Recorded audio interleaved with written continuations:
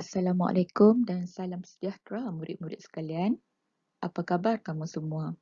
Hari ini cikgu akan berkongsi tentang teknik mengenal pasti pemboleh ubah. Apa itu pemboleh ubah?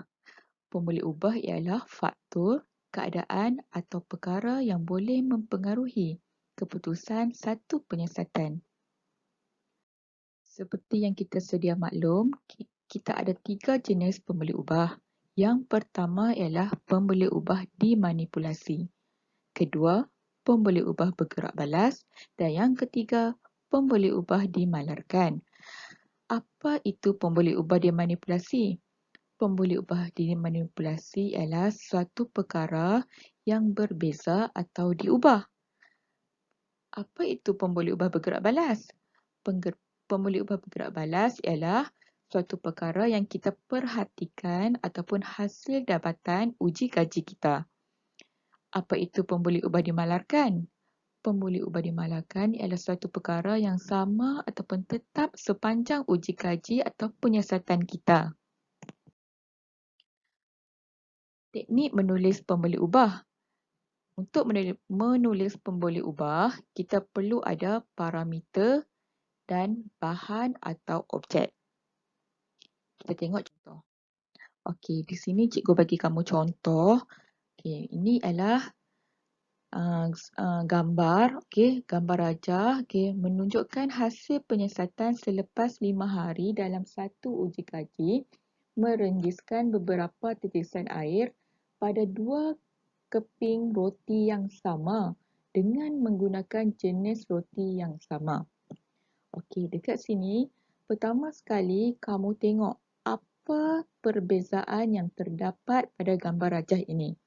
Okey, yang pertama tengok perkataan direnjis dengan air yang sedikit dan direnjis dengan air yang banyak. Okey, dekat sini kita boleh tengok perbezaannya. Okey, air yang sedikit dan air yang banyak. Maka kita boleh tulis pemboleh ubah sebagai kuantiti air. Kuantiti sebagai parameter, air sebagai bahan ataupun objek. Okey, tengok pula tumpuk hitam. Okey, tengok roti P, tumpuk hitam sedikit. Okey, roti Q, tumpuk hitam banyak. Okey, dekat sini kita boleh tulis pemboleh ubahnya sebagai bilangan ataupun jumlah tumpuk hitam. Bilangan sebagai parameter, tumpuk hitam sebagai bahan atau objek. Di sini cikgu sertakan contoh parameter yang boleh digunakan semasa menulis pemboleh ubah. Okey, contohnya pertama kehadiran udara, keadaan pokok, jenis tuala. Okey. Kat sini pula kita akan belajar tentang cara mengenal pasti pemboleh ubah.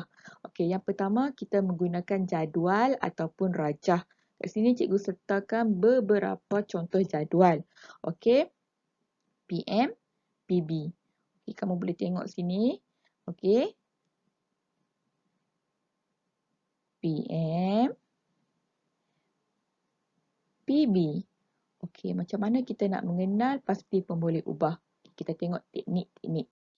Okey, kat sini cikgu nak bagi kamu contoh teknik dua jari menggunakan dua jari. Okey, kat sini jari tengah kita tulis PM dan jari tunjuk kita tulis PB. Okey, kamu boleh tulis menggunakan pen. Okey. Tengok sini. Okey, kat sini ada contoh soalan. Okey. Kat sini ada contoh soalan, kuantiti air, masa yang diambil oleh garam untuk larut. Okey, dekat sini kamu boleh menggunakan teknik dua jari. Kamu boleh tunjuk, jari tunjuk berada di sebelah kiri dan jari tengah berada di sebelah kanan. Okey, kamu boleh dapat jawapan. Okey, dekat sini kamu boleh ambil jawapan yang berada di atas ni. Okey, sebagai jawapan. Okey, tengok jawapan PM kuantiti air, PB masa yang diambil oleh garam untuk larut. Okey, dia ada tips. Okey, kalau PM, okey, PM jawapannya mesti berada di sebelah kiri jadual. PB berada di sebelah kanan jadual. Ini contoh jadual arah ni. Okey, tengok PM. Kita tunjuk je PM, PB. Okey, PM berada di atas, PB berada di bawah. Jadi kamu ambil perkataan yang berada di dalam ni. Okey, contohnya PM bilangan hari, PB bilangan tumpuk hitam. Okey. Seterusnya, untuk graf ataupun carta palang, kita boleh menggunakan teknik Ultraman. Tengok macam mana Ultraman ni buat gaya. Okey, gaya Ultraman. Okey, tengok. Kalau dekat atas ni PB. Okey, dekat sini mendatar ni. Okey. PM. Tengok sini. Sini. Okey, PB. Di sini jenis permukaan PM. Okey, tengok. PM berada di paksi X. Ini ialah paksi X. Okey, PB berada di paksi Y di sebelah atas. Jadi kita boleh tulis, kita dapat jawapannya. Okey, kalau PB jarak yang dilalui, PM jenis permukaan. Okay, kita tengok. Kita mengenal pasti pemboleh ubah melalui gambar rajah. Okey, cikgu ambil balik contoh tadi. Okay, rajah menunjukkan hasil penyiasatan selepas 5 hari dalam satu uji kaji merenjih beberapa titisan air pada dua keping yang sama dengan menggunakan jenis roti yang sama. Okay, dekat sini dia dah ada keywords dia. Sama. Kalau sama tadi, pemboleh ubah apa? Pemboleh ubah dimalarkan. Jadi, jenis roti yang sama ataupun bilangan roti. Okey. Dekat sini macam mana kita nak cari PM. Okey, PM kita tengok apa yang kita ubah sepanjang uji kaji ni.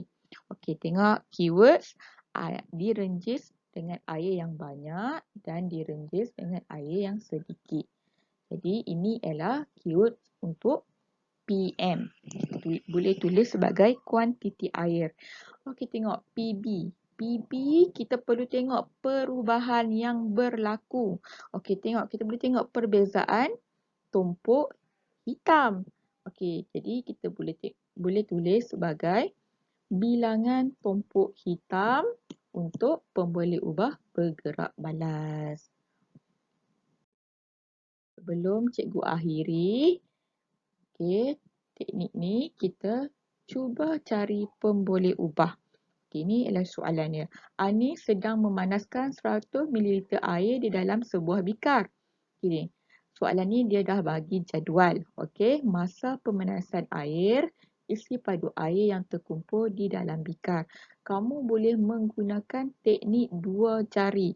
Okey, tengok. Yang di sebelah kiri, okey, tentunya PM. Dan yang di sebelah kanan, tentunya PB. Okey, tengok. Untuk pemboleh ubah dimalarkan. Okey, pemboleh ubah dimalarkan, apa yang tetap di sini ataupun sama? Tentulah kuantiti air yang digunakan, iaitu sebanyak 100 ml. Okey, itu saja yang cikgu boleh kongsi. Okey, cikgu harap kamu dapat faham. Okey, dan boleh buat soalan yang diberikan. Terima kasih.